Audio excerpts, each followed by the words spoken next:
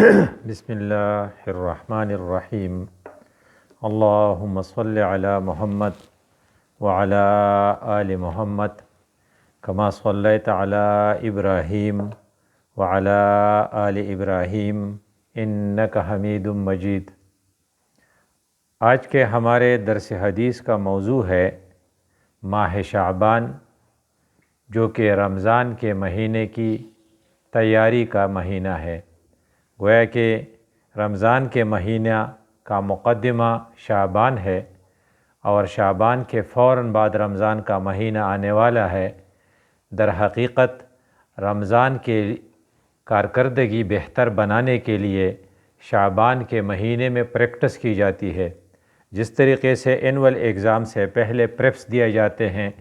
اور لوگ پریپس میں اس کے لیے تیاری کرتے ہیں، یا کسی بڑے انٹرنیشنل میچ کے لیے پہلے پریکٹسنگ میچز ہوتے ہیں، بالکل اسی طرح شعبان کے مہینے میں ہمیں ہدایات دی گئی ہیں کہ آپ اس میں پریکٹس کریں تاکہ رمضان کے مہینے کا استقبال بہتر طور پر ہو سکے۔ یہ رسول اللہ صلی اللہ علیہ وسلم اس سلسلے میں 3 کام کرتے تھے۔ ایک یہ کہ اس مہینے کو، اس رمضان کے مہینے میں اللہ کے رسول روزے بہت رکھتے تھے، نفلی روزے۔ حضرت عائشہ رضی اللہ تعالیٰ عنہا سے روایت ہے کہ رسول اللہ صلی اللہ علیہ وسلم سب مہینوں سے زیادہ شعبان کے مہینے میں روزے رکھا کرتے تھے، اور وہ فرماتی ہے کہ میں اپنے روزے جو نسوانی بیماریوں کی وجہ سے میرے اوپر فرض ہوتے تھے، وہ میں بھی شعبان کے مہینے میں اس لیے رکھتی تھی کہ رسول اللہ صلی اللہ علیہ وسلم کے ساتھ اکٹھے سحری اور افطاری کا شرف حاصل ہو۔ تو ایک کام رسول اللہ صلی اللہ علیہ وسلم شعبان کے مہینے میں یہ کرتے تھے کہ وہ اس میں نفلی روزے بہت رکھتے تھے، اور دوسرا کام جو ہے وہ رسول اللہ صلی اللہ علیہ وسلم شعبان کے مہینے میں یہ دعا زیادہ پڑھتے تھے، اور امت کو بھی انہوں نے تعلیم دی ہے کہ اللہم بارک لنا فی شعبان وبلغنا الرمضان، یا اللہ ہمارے لیے شعبان کا یہ مہینہ بابرکت بنا دے، اور ہمیں رمضان کا مہینہ عطا فرما، اور ہمیں اس سے محروم نہ رکھ۔ اور تیسری بات جو رسول اللہ صلی اللہ علیہ وسلم کی سیرت سے پتہ چلتا ہے کہ وہ اس کے لیے اسپیشل گیدرنگ کا انتظام کرتے ہیں، اسپیشل خطبے کا انتظام کرتے تھے، رمضان کے شعبان کے مہینے میں رمضان کی تیاری کے لیے لیکچر دیتے تھے۔ یہاں پر جو حدیث ہم پیش کر رہے ہیں، اس کے راوی حضرت سلمان فارسی ہے، اور وہ فرماتے ہیں رضی اللہ تعالیٰ عنہ کہ رسول اللہ صلی اللہ علیہ وسلم نے ہمیں شعبان کے مہینے کے آخری دنوں میں جو خطبہ دیا تھا، اس میں رمضان کے مہینے کی عظمت اور اس کے تیاری ہمیں سکھایا گیا تھا۔ حدیث کے الفاظ اس طرح ہیں: عن سلمان فارسی رضی اللہ تعالی عنہ قال خطبنا رسول اللہ صلی اللہ علیہ وسلم فی آخر یوم من شعبان، رسول اللہ صلی اللہ علیہ وسلم نے ہمیں شعبان کے آخر میں وعظ فرمایا تھا۔ تو گویا کہ ہمارے لیے یہ 3 سنتیں ہیں۔ ایک یہ کہ ہم رمضان کی تیاری کے لیے شعبان میں نفلی روزے زیادہ رکھیں، اور دوسری یہ کہ ہم اس میں یہ دعا کرتے رہیں کہ اللہم بارک لنا فی شعبان وبلغنا الرمضان، اور تیسری یہ کہ ہم ایسے اجتماعات کا انعقاد کریں جس میں استقبال رمضان کی موضوع ڈسکس ہو۔ تو رسول اللہ صلی اللہ علیہ وسلم نے یہ موضوع اس انداز سے ڈسکس کی ہے کہ اللہ کے رسول نے فرمایا: یا ایھا الناس قد اضلکم شہر عظیم شہر مبارک شہر فیہ لیلۃ خیر من الف شہر۔ اے لوگو، تمہارے پاس عظمت والا اور برکت والا مہینہ آیا ہے، وہ مہینہ جس میں ایک رات 1000 مہینوں سے بہتر ہے۔ گویا کہ رسول اللہ صلی اللہ علیہ وسلم نے اس کی عظمت بتائی۔ ایک تو عظمت والا مہینہ ہے، برکت والا مہینہ ہے، اور ایک یہ کہ اس میں اسپیسیفکلی ایک رات ہے جو 1000 مہینوں سے بہتر ہے۔ پھر رسول اللہ صلی اللہ علیہ وسلم نے فرمایا: جعل اللہ صیامہ فریضۃ وقیام لیلہ تطوعا،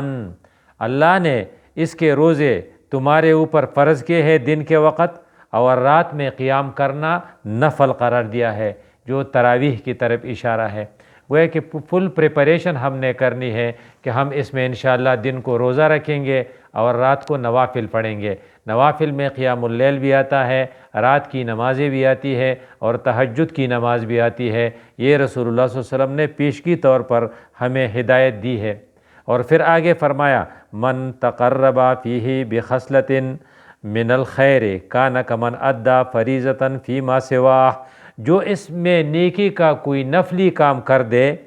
تو وہ ایسا ہے جیسے اور دنوں میں اس نے فرض عبادت کی ہو۔ کان کمن ادی فریضۃ فیما سواہ، لیکن ومن ادی فریضۃ فیہ کان کمن ادی 70 فریضۃ فیما سواہ، اور جس نے اس میں ایک فرض ادا کی تو گویا وہ اس طرح ہے جیسا کہ باقی دنوں میں دوسرے دنوں میں اس نے 70 فرض ادا کیے۔ تو اس کے اہمیت ہمیں بتائی گئی کہ رمضان کے مہینے کا نفل وہ فرض کے برابر ہے اور ایک فرض 70 فرائض کے برابر ہیں۔ اور پھر رسول اللہ صلی اللہ علیہ وسلم نے آگے فرمایا وَهُوَ شَهْرُ الصَّبْرِ، یہ صبر کا مہینہ ہے۔ اور پھر فرمایا وَالصَّبْرُ ثَوَابُهُ الْجَنَّةُ، اور صبر کا بدلہ جو ہے وہ جنت ہے۔ اب ہمیں اور کیا چاہیے اگر ہم رمضان کے مہینے کے روزے رکھیں، اس میں صبر کا مظاہرہ کریں تو اس حدیث کے مطابق اللہ ہمیں جنت عطا فرمائے گا۔ وَشَهْرُ الْمَوَاسَاتِ، اور یہ غمخواری کا مہینہ ہے۔ اس میں ہمارے جذبات غمخواری کے ابھرتے ہیں، ڈیولپ ہوتے ہیں، اور ہمیں دوسرے لوگوں کے ساتھ اچائی کرنے، ان کو خیر پہنچانے، ان کو نفع پہنچانے کی ایک قسم کی سٹیمولس ملتی ہے۔ اور پھر فرمایا کہ وَشَهْرٌ يُزَادُ فِيهِ رِزْقُ الْمُؤْمِنِ، یہ ایسا مہینہ ہے کہ اس میں مومن کی رزق بڑھائی جاتی ہے، اس میں مومن کا رزق بڑھایا جاتا ہے۔ من فطر فیہ صائما کان لہ مغفرۃ لذنوبہ، اگر ہم اس میں وہ مواسات جو ہے ہمدردی کا مظاہرہ ہم اس طرح بھی کر سکتے ہیں کہ ہم کسی کو روزہ افطار کرائیں، اور کسی نے اگر اس مہینے میں کسی کو روزہ افطار کرایا تو یہ اس کے لیے گناہوں کی مغفرت ہے، پہلی بات۔ آگے فرمایا وَعِتْقُ رَقَبَتِهِ مِنَ النَّارِ، اور یہ اس کی گردن کو دوزخ سے آزاد کر دے گا۔ گویا کہ اس میں دو فائدے ہیں، جنت کا دخول اور جہنم سے آزادی۔ وَكَانَ لَهُ مِثْلُ أَجْرِهِ مِنْ غَيْرِ أَنْ يُنْتَقَصَ مِنْ أَجْرِهِ شَيْئًا، اور اس کو ایسا ثواب ملے گا جیسا روزہ رکھنے والے کو ملے گا، بغیر اس کے کہ اس کے ثواب میں کچھ کمی واقع ہو۔ تو اس کے بہت سے فوائد گنوائے۔ پہلا فائدہ یہ ہے کہ اگر آپ نے کسی کو افطار کرایا تو آپ کو جنت ملے گی، اور دوسری بات یہ کہ آپ کو دوزخ سے نجات ملے گی، آپ کی گناہوں کی مغفرت ہو جائے گی، اور تیسری بات یہ ہے کہ آپ کو اتنا ثواب ملے گا جتنا کہ اس کو ثواب ملتا ہے اس کا، اور اس کے ثواب میں کوئی کمی نہیں آ جائے گی۔ تو پھر آگے فرماتے ہیں فَقُلْنَا یا رسول اللہ لیس کلنا یجد ما یفطر بہ الصائم، پھر صحابہ فرماتے ہیں کہ حاضرین نے رسول اللہ صلی اللہ علیہ وسلم سے عرض کیا، ہم نے عرض کیا یا رسول اللہ، ہم میں سے ہر شخص وہ چیز نہیں پاتا جس سے روزہ افطار کرائے، ہمارے پاس اتنا وسائل نہیں ہیں کہ ہم دوسرے کو روزہ افطار کرا سکے۔ تو اللہ کے رسول کا جواب بڑا مزیدار تھا۔ جواب رسول اللہ نے یہ دیا، قل فقال رسول اللہ صلی اللہ علیہ وسلم یعطی اللہ ھذا الثواب، اللہ یہ ثواب عطا کرتا ہے، من فطر صائما علی مسقط لبن او شربۃ من ماء، یہ ثواب آپ کو مل جائے گا جس نے روزہ دار کو کیا دیا، ایک گھونٹ دودھ کا دیا، یا ایک کھجور دیا، یا ایک گھونٹ پانی سے افطار کرایا، تو اس سے بھی آپ کو مل سکتا ہے۔ ہاں اگر آپ کے پاس وسائل ہے اور آپ نے روزہ دار کو پیٹ بھر کر کھانا کھلایا تو پھر اس کے لیے رسول اللہ فرماتے ہیں وَمَنْ أَشْبَعَ صَائِمًا سَقَاهُ اللَّهُ مِنْ حَوْضِي شُرْبَةً لَا يَظْمَأُ حَتَّى يَدْخُلَ الْجَنَّةَ، اور جس نے کسی روزہ دار کو پیٹ بھر کر کھانا کھلایا، اس کو اللہ تعالیٰ میری حوض سے سیراب کرے گا، اور اس کا فائدہ یہ ہوگا کہ کبھی یہ پیاسا نہیں ہوگا یہاں تک کہ جنت میں داخل ہو جائے گا۔ اور پھر رسول اللہ صلی اللہ علیہ وسلم نے آگے فرمایا هو شہر اولہ رحمت و اوسطہ مغفرت و آخرہ عتق من النار، یہ وہ مہینہ ہے جس کی اول رحمت ہے، جس کی درمیانہ حصہ وہ مغفرت ہے، اور اس کا آخری حصہ جہنم سے آزادی ہے۔ اور اس میں پبلک ڈیلنگ میں ہمیں جو ہدایت دی گئی، آخر میں فرمایا وَمَنْ خَفَّفَ عَنْ مَمْلُوكِهِ فِيهِ غَفَرَ اللَّهُ لَهُ، جس نے اپنے غلام سے، اپنے نوکر سے، اپنے زیر دست سے تخفیف کرایا، انعام میں کمی کر دی، تو پھر اللہ تعالیٰ اسے بخش دے گا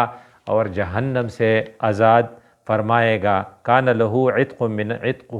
من النار، غفر اللہ لہ وآتقہ من النار، اللہ اسے معاف کر دے گا اور اسے جہنم سے آزاد کر دے گا۔ گویا کہ ہمارے لیے یہ ایک ہدایت ہے، ایک یہ کہ ہم رمضان کے مہینے کے لیے اس مہینے میں پریپریشنز کر دیں، اور دوسری یہ کہ شعبان کے مہینے کا عظمت رسول اللہ صلی اللہ علیہ وسلم نے فرمایا کہ یہ حقیقت میں رمضان کی تیاری کا مہینہ ہے، تو اس میں وہ نفلی روزے بہت رکھتے تھے۔ نفلی روزوں میں یہ ہے کہ آپ 20-25 سے پہلے نفلی روزے زیادہ سے زیادہ رکھیں۔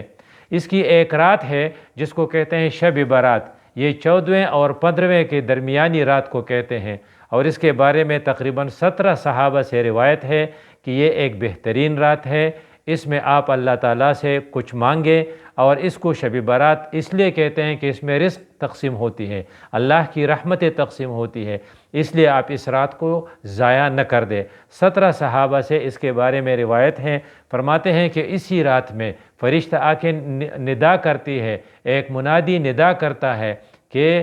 حل من مسترزق فارزق لہ، کوئی ہے جو مجھ سے رزق مانگے اور میں اسے رزق دے دوں، اور حل من مستغفر فاغفر لہ، کوئی ہے کہ مجھ سے مغفرت مانگے اور میں اسے مغفرت دے دوں۔ اس لیے اسی رات کو ہمیں 4 کام کرنے ہیں۔ پہلی بات، شب برات کو لمبے نوافل پڑھ لیں۔ دوسری بات، شب برات کو ہم زیادہ سے زیادہ تلاوت کریں۔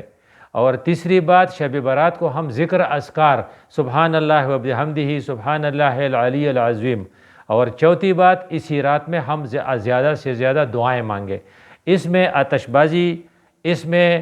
چراغاں، اس کا کوئی تصور نہیں ہے، اس میں حلوہ پکانا یا دیگے چڑھانا یا اجتماعات کرنا، اس کا کوئی ثبوت نہیں ہے۔ اگلے دن انہیں شب برات کے بعد آنے والے دن روزے کے بارے میں جو حدیث ہے اسے ابن ماجہ نے روایت کی ہے، اور کہتے ہیں کہ وہ سب سے زیادہ کمزور حدیث ہے، جس کے بارے میں زیادہ تر علماء کا خیال یہی ہے کہ یہ موضوع حدیث ہے۔ اس لیے اس روزے کے خصوصی طور پر کوئی اہمیت نہیں ہے، البتہ شعبان کے مہینے کے ہر دن روزہ کے لیے بہتر ہے۔ اگر کوئی اس نیت سے رکھے کہ شعبان کے مہینے کا دن ہے تو پھر کوئی بات نہیں۔ اور یہ بھی ہے کہ رسول اللہ صلی اللہ علیہ وسلم ہر مہینے کے 13، 14 اور 15، جس کو